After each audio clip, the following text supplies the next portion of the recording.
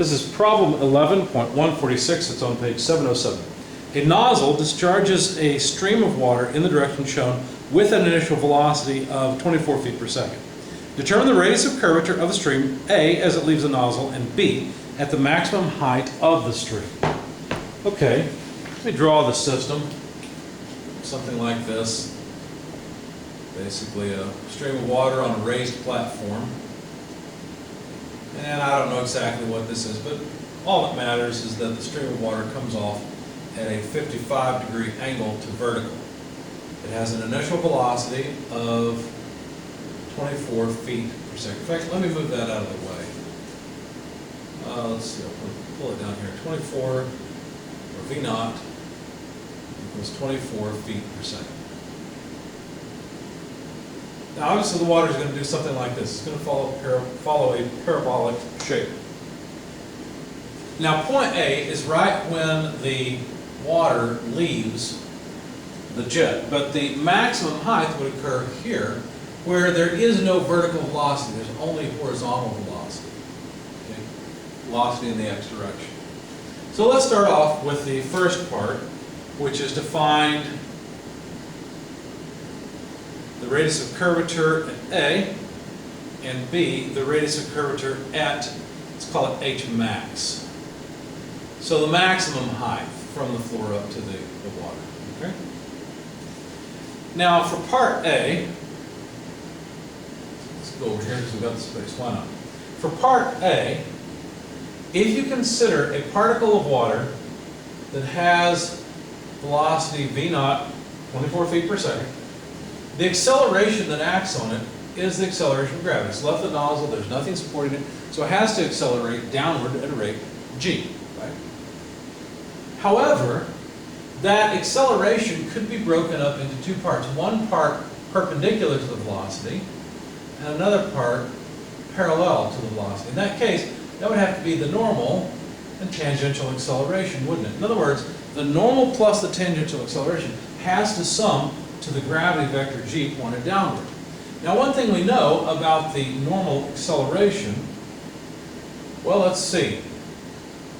If the angle is 55 degrees there, where does that angle appear again? Well, not here. It'd have to be here, right?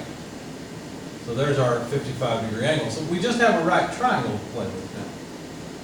So that normal acceleration, well, let's see. This is the sine side. So would it be sine of theta, or 55 degrees, multiplied by g, or if you like, g sine theta?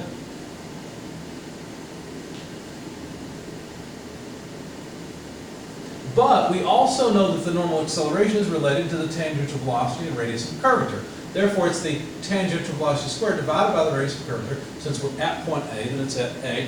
And this is not just any old tangential velocity, it's the initial velocity, because that's the tangential velocity of the particles at point A. So, can't we solve for this from the radius of curvature at point A and say that it's the initial velocity squared divided by g sine theta? So now we plug in 24 feet per second, quantity squared, divided by 32.2 feet per second squared, sine of 55 degrees. Put it on your calculator and you will find then that the radius of curvature at A from this, I'll just write it over here, is about 21.837 feet. So there's one of our answers.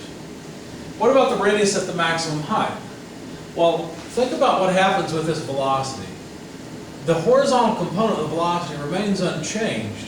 So isn't this the same as just the x component of the initial velocity? So for part B, we probably should calculate the x component, v naught x, of the initial velocity v naught, right? There's our right triangle. Now the 55-degree angle is here, right? Because it was here.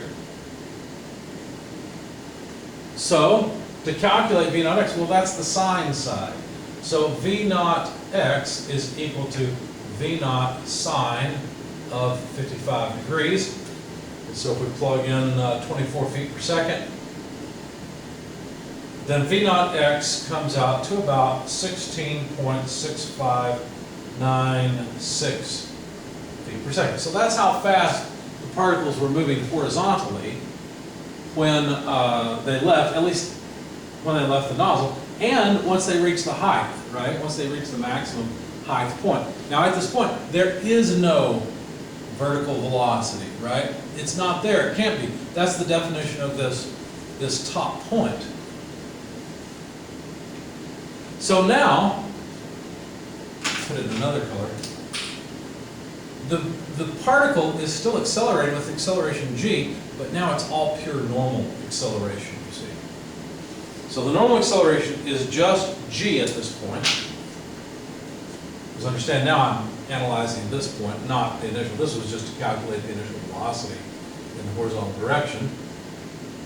Now that I've got that, and I know that's the initial, or that's the horizontal velocity at this maximum height point, I can say then that the normal acceleration is all g, it's all of it, equals v naught x squared divided by the radius of curvature at h max. So you've got to understand now I'm talking about rho for part B, when the particles are as high up as they're going to be. So rearranging this to solve for rho, the radius of curvature, we just get v naught x squared over g. So that's 16.6596 feet per second quantity squared divided by 32.2 feet per second squared. So let's see, feet squared per second squared, the second squares go away, we get feet squared over feet, and it's just feet. So then the radius of curvature comes out to about 12.00 feet. Came out to almost a round number. So it's kind of interesting that the radius of curvature is fairly large here and fairly tight here. That should make sense. This is not just a part of a circle. This should be parabolic in nature. And the radius is tightest in a parabola at its vertex.